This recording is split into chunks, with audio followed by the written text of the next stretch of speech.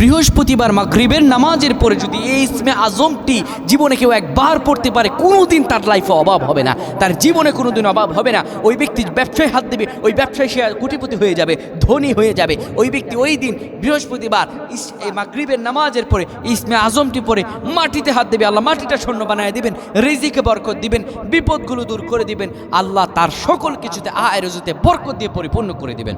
আমার আল্লাহ রাব্বুল আলামিন বান্দাকে ডেকে বলে, ও বান্দারে, উদউনি আস্তাজিব লাকুম, আমার কাছে চাও, আমার কাছে চাইলে পরে বান্দা আমি তোমারে দিয়ে দিব। হতাশ হবা না বান্দা, আমি রব আল্লাহ তোমাকে বললাম, লা তাহজান ইন্নাল্লাহা মানা, বান্দা আমি রব তোমার সঙ্গে আছি, তুমি হতাশ হবা না বান্দা, আমি রব আল্লাহ তাআলা তোমার আশাগুলো পূরণ করে দিব। সুবহানাল্লাহ বিহামদি। আল্লাহ বলছেন, বান্দা আমার কাছে চাও, আমি রবের কাছে চাইলে পরে আমি তোমাকে দান করে দিব।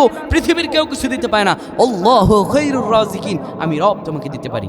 বৃহস্পতিবার মাগরিবের নামাজের পরে আপনারা কিবলামুখী হবেন, সূরা ওয়াকিয়া তেলাওয়াত করবেন, এরপরে ইসমে আজমটি একবার পড়বেন।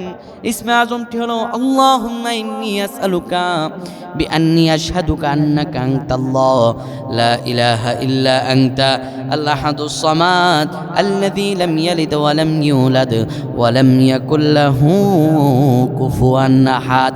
এই ইসমে আজমটি আপনারা যদি পড়তে পারেন, আমার আল্লাহ রিজিকে বরকত দিবেন, অভাবগুলো দূর করে দিবেন, আমার আল্লাহ মনের সব আশাগুলো পূরণ করে দিবেন। আল্লাহুম্মা আমিন।